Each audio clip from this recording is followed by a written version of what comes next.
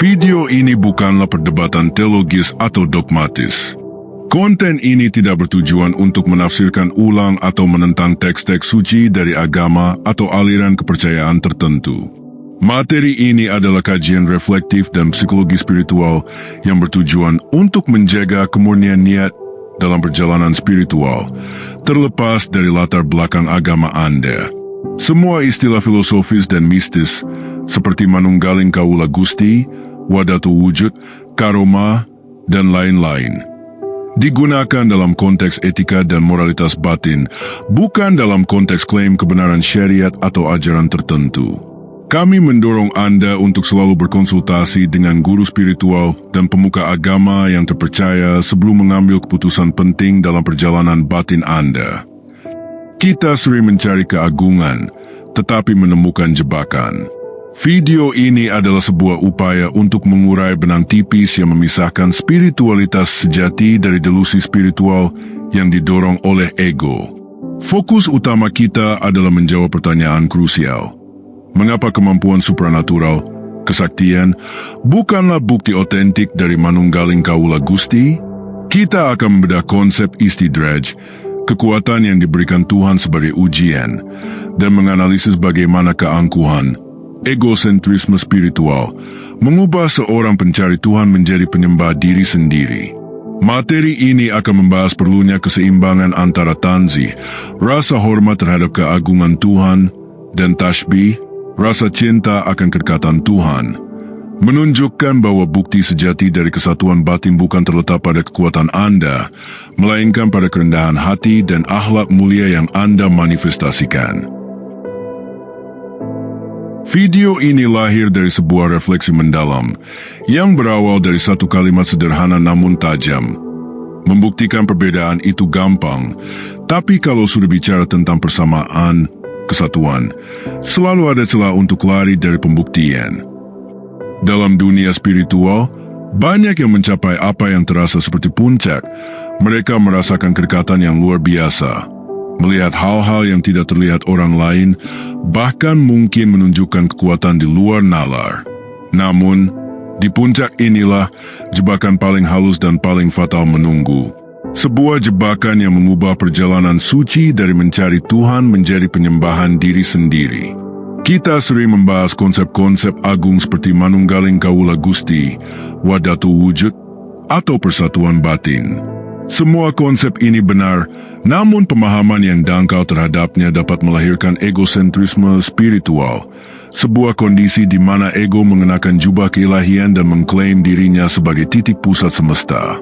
Video ini bukan untuk menghakimi.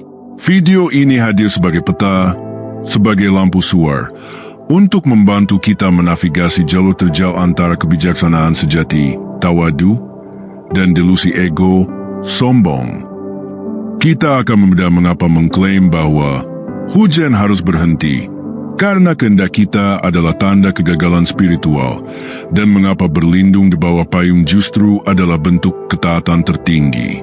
Fokus utama video ini adalah menguji ulang semua klaim spiritual yang kita dengar, bukan dari sisi dogma, melainkan dari sisi buah spiritual yang dihasilkannya, yaitu akhlak mulia.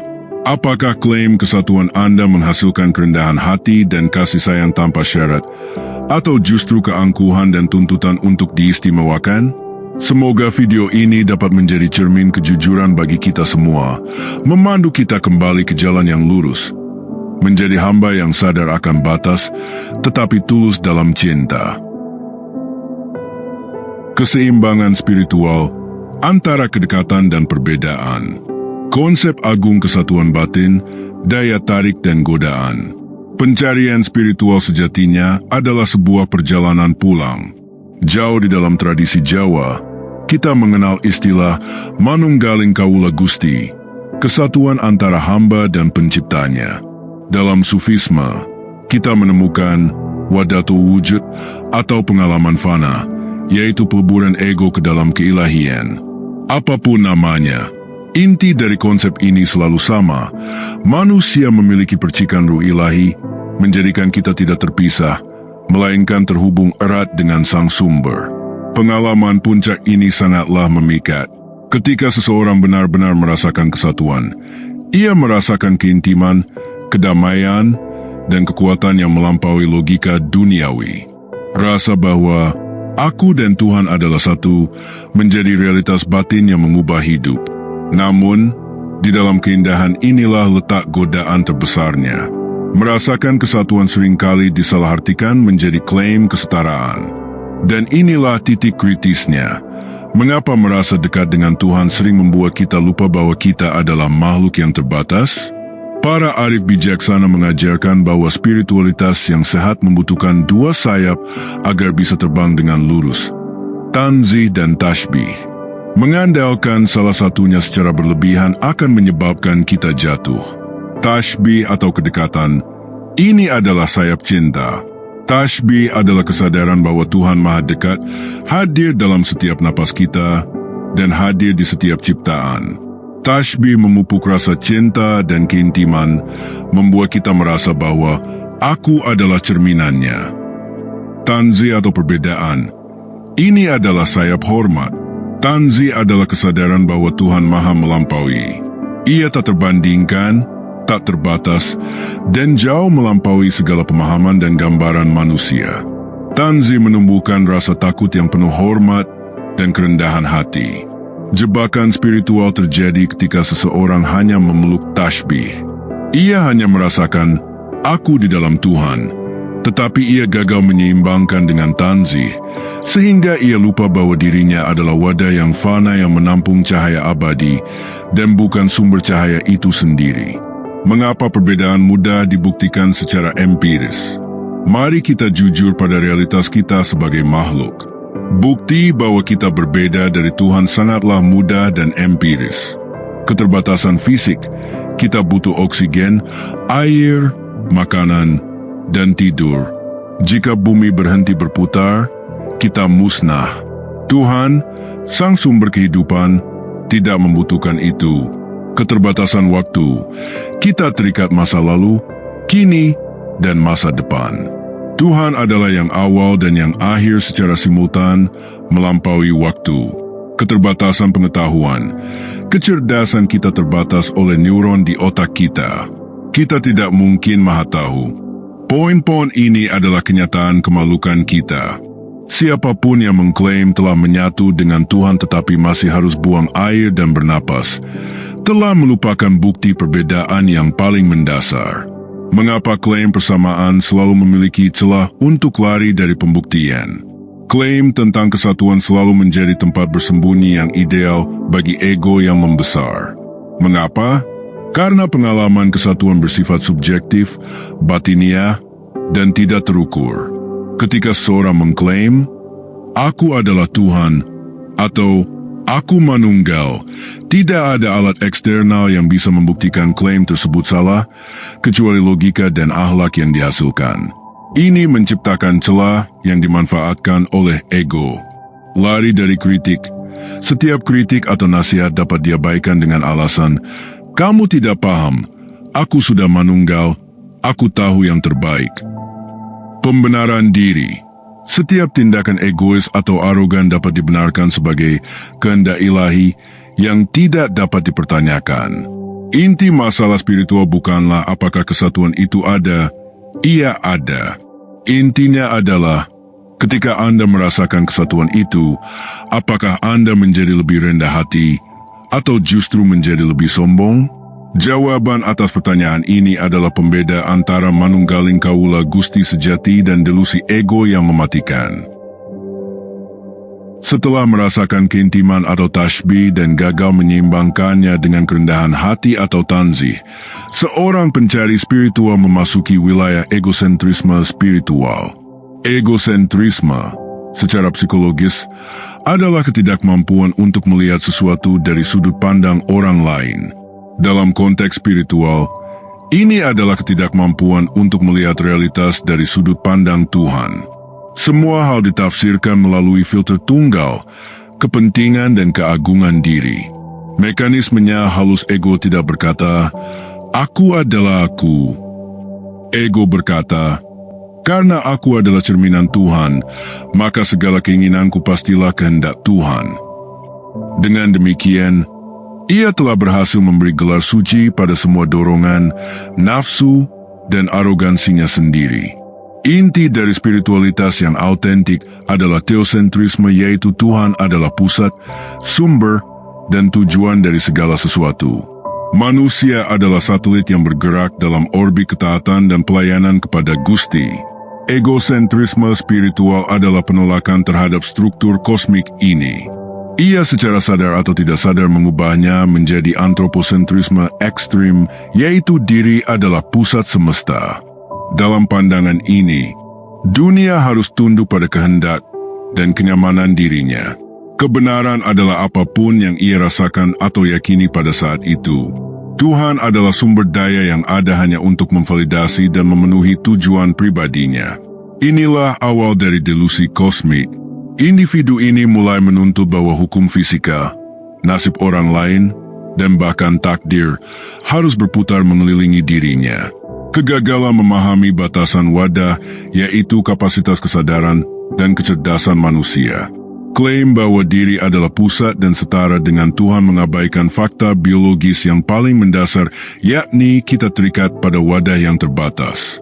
Tuhan memiliki kesadaran dan kecerdasan mutlak, Maha Tahu. Kita sebaliknya terikat oleh memori, emosi, dan keterbatasan fisik otak.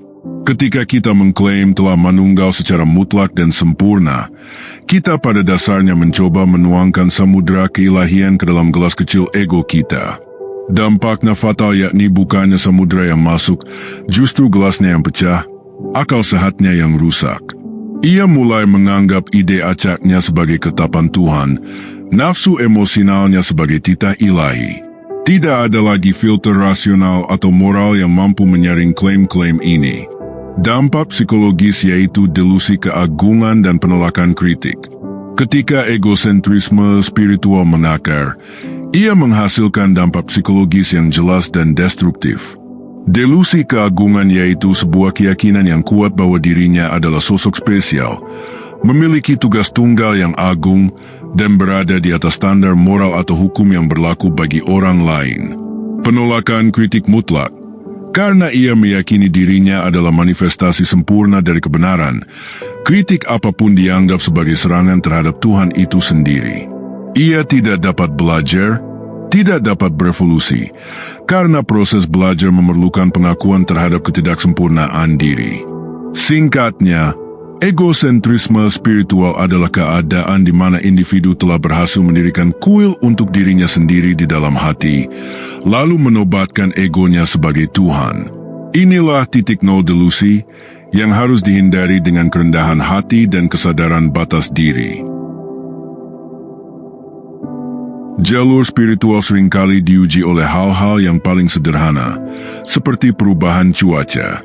Ambil contoh hujan. Hujan adalah manifestasi murni dari kehendak mutlak, iradah, Tuhan. Ia tidak peduli pada rencana perjalanan kita, status sosial kita, atau bahkan pada perasaan kita. Ia turun karena ia adalah bagian dari hukum kosmik dan keseimbangan alam semesta. Ketika hujan turun, reaksi kita terhadapnya adalah ujian sejati dari tingkat manunggaling kita. Reaksi seorang hamba sejati adalah adaptasi. Ia menerima realitas bahwa hujan adalah takdir, dan ia menggunakan akal, karunia Tuhan, untuk mengambil payung atau mencari tempat berteduh. Aksi mengambil payung bukanlah tanda kegagalan spiritual. Itu adalah perwujudan tertinggi dari kerendahan hati, tawadu, mengakui batas diri, menerima kehendak yang lebih besar, dan menggunakan karunia yang diberikan Tuhan untuk bertahan hidup dalam sistem yang telah ditetapkannya. Analisis klaim dangkal, aku adalah Tuhan, maka hujan harus berhenti. Sebaliknya, seorang yang terperangkap dalam delusi egosentrisme spiritual akan menunjukkan reaksi yang berbeda. Ia menolak hukum alam. Dalam hati yang sombong, ia berkata, aku telah mencapai kesatuan dengan Sang Pencipta, maka kehendaknya adalah kehendakku. Jika aku tidak ingin basah, hujan harus berhenti. Orang ini bukan hanya menolak berlindung, tetapi ia menuntut agar seluruh mekanisme kosmik tunduk pada kenyamanan pribadinya. Ia mencoba memaksakan keinginan pribadinya yang terbatas sebagai ketentuan ilahi yang mutlak. Realitas tentu saja tidak tunduk. Hujan akan tetap turun deras. Kegagalan ini tidak membuat ego tersebut sadar, justru seringkali membuat ego menjadi marah atau menyalahkan pihak lain. Sebuah ciri khas dari delusi spiritual. Membedakan kehendak mutlak, Gusti, dan keinginan terbatas, Kaula. Inti dari sesi ini adalah perbedaan antara kehendak mutlak, Gusti, dan keinginan terbatas, Kaula. Kehendak mutlak adalah sistem berjalan alam semesta, takdir universal. Ia adalah kebenaran yang tidak bisa diubah oleh kemauan individu. Ketika kita berdoa meminta hujan berhenti, kita pada dasarnya meminta pengecualian dari sistem yang maha sempurna. Keinginan terbatas adalah segala sesuatu yang timbul dari nafsu, emosi, dan kenyamanan pribadi kita. Ini rapuh, berubah-ubah, dan sering bertentangan dengan kebaikan jangka panjang. Manunggaling Kaula Gusti sejari bukanlah ketika kehendak mutlak tunduk pada keinginan terbatas Anda, melainkan itu adalah ketika keinginan terbatas Anda telah dilebur dan sepenuhnya tunduk pada kehendak mutlak Tuhan. Artinya, Anda telah menemukan kedamaian dan rasa syukur, baik saat harus mengambil payung, maupun saat harus basah kuyup. Tawadhu, sejati yakni bersyukur dan bertanggung jawab di bawah hukum alam. Ujian hujan mengajarkan kita bahwa kerendahan hati, tawadhu, adalah bahasa kasih spiritual yang paling jujur. Seorang hamba sejati tidak sibuk mencoba membuktikan kesaktiannya dengan menghentikan badai. Ia sibuk menjadi hamba yang bertanggung jawab, berbuat baik, bersyukur atas air hujan, karunia, dan mengambil payung atau bertindak cerdas. Jika spiritualitas Anda membuat Anda semakin menuntut, semakin marah ketika takdir tidak sesuai keinginan, dan semakin merasa berhak atas pengecualian, maka Anda tidak sedang mendekati Tuhan. Anda sedang mendirikan tembok kesombongan yang tinggi antara Anda dan kehendaknya yang murni. Kedamaian tidak datang dari dominasi, melainkan dari penerimaan total terhadap Yang Maha Kuasa. Setelah ego berhasil memanipulasi takdir di luar dirinya, langkah selanjutnya adalah memanipulasi kebenaran di dalam dirinya. Ini adalah jebakan intelektual. Tuhan adalah Maha Tahu, kesadaran yang melingkupi seluruh kosmos, dimensi waktu, dan ruang.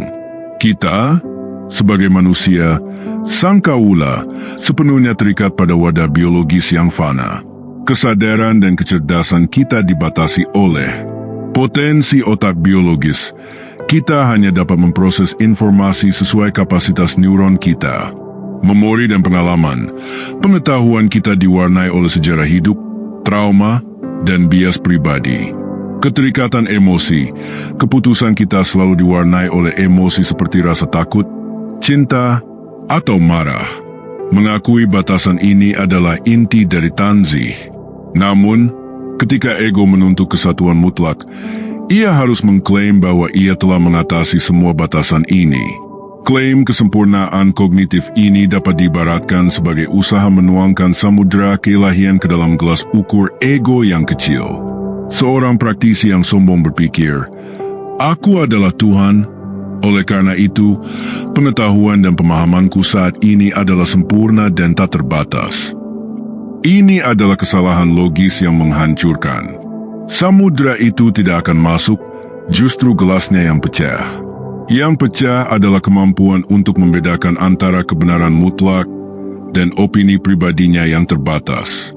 Alih-alih menyatukan diri dengan kebijaksanaan ilahi yang tak bertepi, ia justru membiarkan egonya membesar hingga memenuhi seluruh ruang dalam gelas, sambil berteriak bahwa egonya itu adalah samudera. Ketika gelas itu pecah, tidak ada lagi filter untuk memilah kebenaran. Setiap ide, setiap bisikan yang muncul di kepala secara otomatis diklaim sebagai titah ilahi yang sempurna. Dampaknya sangat arogan. Penolakan belajar. Mengapa harus belajar jika ia sudah maha tahu? Ini mematikan proses pertumbuhan dan evolusi spiritual. Pemaksaan doktrin. Ajaran atau keputusan pribadinya harus diterima sebagai doktrin agama atau kebenaran universal tanpa ruang diskusi atau sanggahan. Ketidakstabilan. Karena ide tersebut berasal dari emosi yang berubah-ubah, titah ilahi yang ia sampaikan hari ini bisa jadi bertentangan dengan yang ia sampaikan besok. Ini membuktikan bahwa ia bukan sedang menunggal dengan Gusti, melainkan sedang dikendalikan oleh nafsu yang gembira karena telah berhasil diberi gelar yang tak terbantahkan. Sufi sejati tidak menolak adanya ilham atau inspirasi murni dari Tuhan. Namun, mereka memiliki mekanisme ketat untuk memverifikasinya.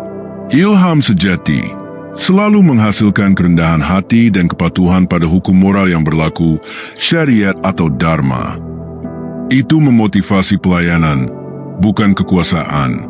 Nafsu yang terberkati muncul bersamaan dengan rasa superioritas, menuntut pengecualian dari hukum, dan bertujuan untuk pengakuan diri. Seorang hamba sejati, meskipun mendapatkan pengetahuan yang luar biasa, akan berkata, "Ini adalah karunia, tetapi aku tetaplah hamba yang bisa salah." Keraguan yang sehat ini, rasa takut terhadap istidraj, adalah pengaman batin yang menyelamatkan dari jebakan intelektual ini. Setelah klaim spiritual dikukuhkan oleh ego, tahap selanjutnya adalah mencari validasi eksternal melalui kekuatan luar biasa. Fenomena supranatural, seperti kemampuan menyembuhkan tanpa obat, melihat kejadian di masa depan, kasif, atau kekebalan fisik, sering dianggap sebagai bukti otentik bahwa seseorang telah mencapai tingkat kesucian atau manunggaling kawula Gusti. Ini adalah kesalahan pemahaman yang fatal. Para guru spiritual sejati selalu mengajarkan, kekuatan supranatural, karoma atau maunah, bukanlah tujuan spiritual. Ia hanyalah efek samping yang kadang terjadi pada mereka yang tulus beribadah. Ia seperti debu emas yang menempel pada baju seorang penambang. Tugas penambang adalah emasnya, bukan debunya.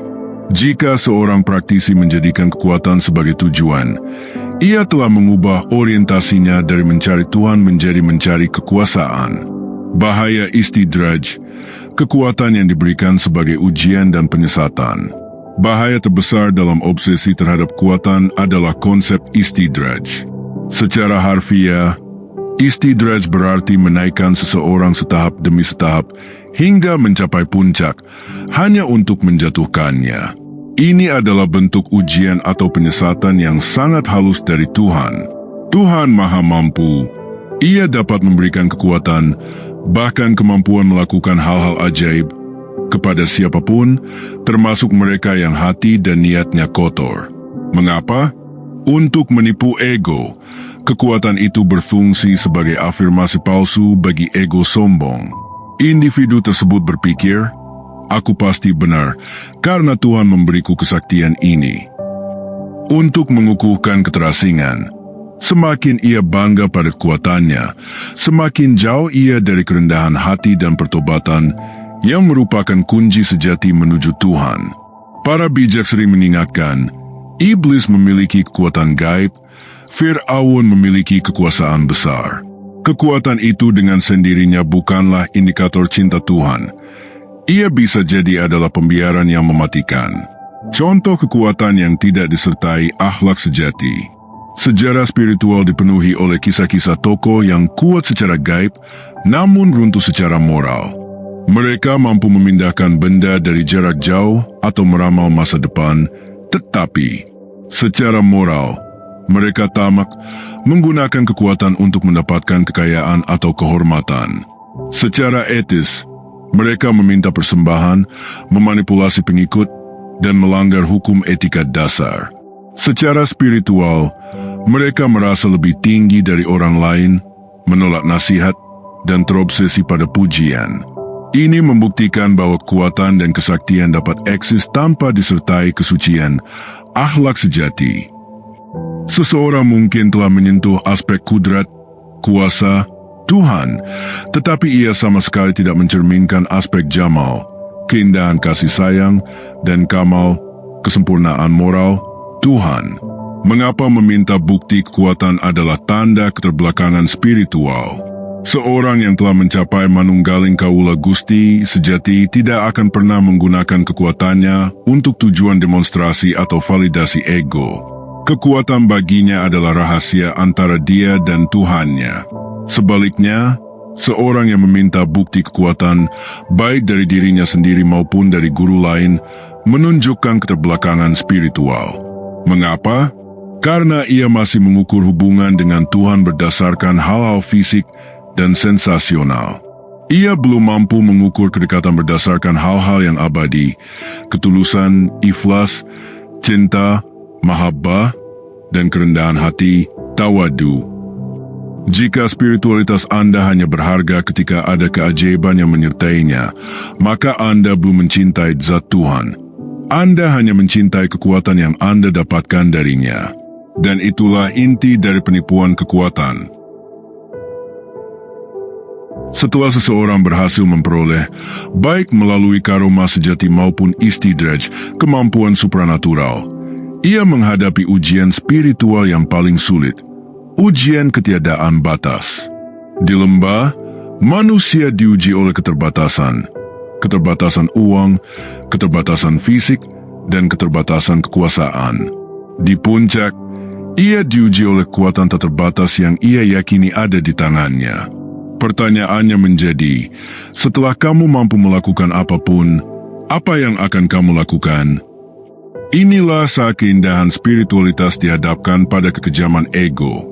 Jika fondasi hatinya rapuh, kekuatan yang didapatkan tidak akan digunakan untuk melayani, seperti sifat Tuhan, melainkan untuk memuaskan diri sendiri, seperti sifat ego.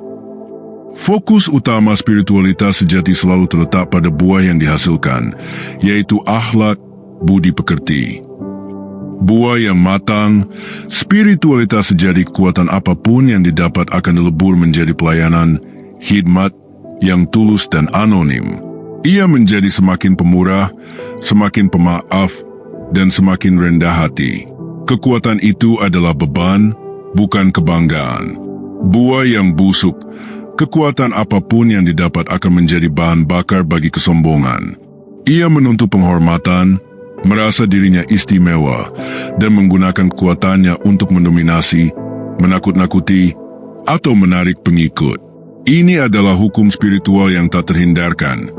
Kekuatan hanya akan memperbesar karakter aslimu. Jika dasarmu sombong, kekuatan akan menjadikannya tirani. Jika dasarmu penuh kasih, kekuatan akan menjadikannya rahmat. Krisis moral ini berpuncak pada sebuah fenomena yang mengerikan, penyembahan kekuatan. Seseorang mungkin secara lisan menolak menyembah patung, tetapi ia secara batinnya telah menyembah karomah miliknya sendiri. Ia menjadi sangat terikat pada sensasi kekuatan, rasa bisa melihat yang gaib, rasa kebal, atau rasa mampu mengendalikan orang lain, hingga ia melupakan sumber kekuatan itu. Inilah yang menjelaskan mengapa kita menemukan banyak praktisi yang secara spiritual sakti, namun secara moral cacat. Mereka dapat melihat malaikat, tetapi mereka iri pada kesuksesan orang lain. Mereka dapat menyembuhkan penyakit fisik, tetapi hati mereka penuh dengan tamak, mematok harga mahal untuk bantuan. Mereka dapat memprediksi masa depan, tetapi sombong dan menolak diajar oleh guru yang lebih tua. Kekuatan mereka telah membebaskan mereka dari hukum alam, tetapi telah memperbudak mereka pada ego dan nafsu. Ketika seorang hamba manunggal dengan Gusti, ia seharusnya mencerminkan sifat-sifat Tuhan yang utama. Sifat Tuhan yang paling agung bukanlah kuasa, kudrat, melainkan kasih sayang, rahman, dan keadilan. Krisis moral terjadi karena fokus tunggal pada kudrat. Praktisi tersebut fokus pada mampu melakukan sesuatu dan mengabaikan mampu menjadi baik, adil, dan penuh kasih. Seorang hamba sejati tidak hanya ingin menjadi kuat, ia ingin menjadi baik. Ia tahu bahwa kekosongan moral adalah harga yang terlalu mahal untuk dibayar demi kekuasaan sementara. Kerendahan hati dan akhlak mulia adalah satu-satunya bukti yang abadi bahwa spiritualitasnya berasal dari sumber yang murni. Setelah kita mengurai delusi ego, ilusi kekuatan, dan krisis moral, kini kita dapat kembali pada pertanyaan fundamental. Apa sebenarnya manunggaling kaula Gusti yang sejati itu? Manunggal yang autentik bukanlah peleburan zat, seperti air dicampur air, juga bukan pengambil alihan gelar. Ia adalah menyatunya kehendak. Ini terjadi ketika kehendak fana sang hamba telah mencapai titik fana, sedemikian rupa sehingga ia sepenuhnya selaras dengan kehendak mutlak sang pencipta. Saat ini tercapai, hamba tersebut tidak lagi bertindak berdasarkan keinginan pribadi, dorongan nafsu, atau tuntutan ego. Ia bertindak semata-mata sebagai instrumen cinta, keadilan, dan kasih sayang ilahi di dunia. Ia tahu betul batasnya sebagai makhluk, namun tindakannya memancarkan keagungan sang pencipta. Jika kemampuan supranatural adalah ujian yang penuh tipuan, maka kerendahan hati adalah indikator spiritual yang paling jujur dan paling sulit dipalsukan. Tawadhu adalah ujian mutlak karena mengakui tanzih. Kerendahan hati secara implisit mengakui bahwa Tuhan Maha Melampaui dan bahwa kita adalah makhluk yang fana dan penuh keterbatasan. Menghancurkan ego, seseorang yang benar-benar manunggal akan mendapati egonya mengecil hingga tak berarti. Mengapa? Karena ia telah melihat kebesaran Tuhan yang sejati. Tidak ada tempat untuk kesombongan setelah mengalami kebesaran itu. Jika Anda merasa telah mencapai tingkat spiritual yang tinggi, tetapi Anda masih kesal ketika diabaikan, masih marah ketika dikritik, atau masih menuntut penghormatan, maka Anda belum mencapai tawadhu. Ego Anda masih utuh, dan klaim manunggal Anda hanyalah topeng spiritual yang tipis. Manunggaling kaula Gusti bukan hanya tentang apa yang Anda rasakan di tempat sunyi, ia tentang bagaimana Anda bertindak di tengah hiruk-pikuk dunia. Buah dari kesatuan adalah pencerminan sifat-sifat asma dan sifat Tuhan. Sifat-sifat Tuhan yang paling sering termanifestasi dalam hamba sejati adalah kasih sayang, yakni berbuat baik kepada semua makhluk tanpa diskriminasi dan tanpa mengharapkan balasan. Keadilan, yaitu berkata dan bertindak benar, bahkan ketika itu merugikan kepentingan pribadi. Kesabaran, mampu menghadapi takdir buruk dengan ketenangan dan syukur tanpa menyalahkan Tuhan atau alam semesta. Jika Anda manunggal tetapi kikir, pemarah, atau mendendam, maka Anda tidak manunggal dengan Gusti, melainkan dengan proyeksi ego Anda sendiri. Filsafat spiritual sering mengajarkan tentang fana, peleburan diri atau penghilangan kesadaran ego. Banyak yang salah mengira fana sebagai hilangnya kesadaran total atau euforia yang tak bertepi. Fana sejati adalah hilangnya kemauan pribadi. Ego tidak lagi beroperasi sebagai pengambil keputusan, digantikan oleh kesadaran yang lebih tinggi. Hilangnya klaim, tidak ada lagi keinginan untuk diakui, dipuji, atau dihormati karena pencapaian spiritual. Hamba sejati bersyukur bahwa ia hanya wasilah, perantara. Delusi spiritual adalah kebalikannya, merekrut ego baru. Ego lama dihancurkan, tetapi segera digantikan oleh ego spiritual baru yang lebih besar, lebih kuat, dan lebih arogan. Ego yang bangga karena telah berhasil manunggal. Kesatuan sejati membebaskan kita dari diri sendiri dan menyerahkan seluruh kendali kepada Yang Maha Kuasa. Inilah puncak kebijaksanaan dan pintu menuju kedamaian abadi. Spiritualitas sejati bukan tentang apa yang kita klaim, melainkan tentang apa yang kita lakukan. Klaim tentang manunggaling kaula Gusti mungkin terasa agung dalam teori, namun tidak bernilai apapun jika gagal diterjemahkan ke dalam aksi nyata sehari-hari. Tugas kita sekarang adalah mengakhiri fokus berlebihan pada teori kesatuan dan menggeser seluruh energi pada praktik ketaatan dan pelayanan. Spiritualitas yang matang tidak lagi bertanya, seberapa dekat aku dengan Tuhan, melainkan seberapa baik aku melayani makhluknya. Peran sejati manusia di muka bumi, menurut banyak tradisi, adalah sebagai khalifah, wakil atau pengelola Tuhan. Peran ini menggarisbawahi dua hal yang saling bertentangan namun wajib diterima. Amanah keagungan, kita membawa ruh ilahi, Kita adalah wadah untuk cinta, keadilan, dan kebijaksanaan. Keterbatasan kewenangan. Kita adalah wakil, bukan pemilik. Kita berwenang mengelola, tetapi tidak berwenang membuat hukum mutlak. Seorang hamba yang telah mencapai kedekatan sejati akan selalu kembali pada peran khalifahnya. Ia tidak sibuk mencoba membuktikan keilahian pribadinya.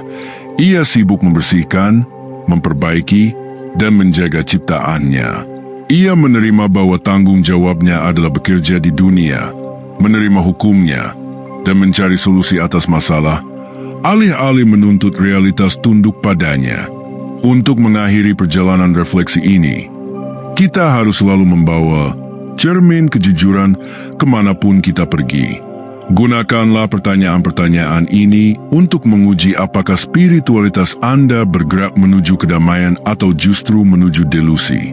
1. Ujian ego. Apakah pencapaian spiritual Anda membuat Anda merasa lebih istimewa atau lebih rendah hati dari orang lain? 2. Ujian kritik. Ketika dikritik, apakah respons pertama Anda adalah defensif dan mengklaim, ini adalah kehendak ilahi? Atau apakah Anda mampu berhenti sejenak dan mempertimbangkan kemungkinan kesalahan? 3. Ujian duniawi. Apakah spiritualitas Anda membuat Anda lari dari tanggung jawab, pekerjaan, keluarga, masyarakat, atau justru membuat Anda lebih bertanggung jawab? 4. Ujian kekuatan. Jika Anda diberikan kekuatan supranatural, apakah Anda akan menggunakannya untuk mendapatkan penghormatan, validasi ego, atau untuk pelayanan anonim? Kedamaian abadi tidak ditemukan dalam klaim ekstrim, melainkan dalam keseimbangan yang stabil. Kedamaian tidak datang ketika Anda percaya diri adalah Tuhan, karena hal itu akan membuat Anda marah setiap kali dunia membantah klaim Anda. Kedamaian datang ketika Anda percaya diri adalah hamba yang dicintai, yang meskipun terbatas, namun diberi tugas agung untuk mencerminkan kasih sayang Tuhan. Marilah kita bersepakat untuk mengakhiri pengejaran akan kesaktian dan sensasi, dan memulai kembali pengejaran akan kesucian dan ketulusan, ikhlas. Manunggaling Kaula Gusti sejati bukanlah puncak gunung untuk ditaklukkan, melainkan kualitas hati untuk dihidupi. Setiap pagi adalah kesempatan untuk mengatur ulang kompas spiritual kita. Perjalanan menuju Manunggaling Kaula Gusti sejati harus dimulai dengan memurnikan kendaraan utama, yaitu niat.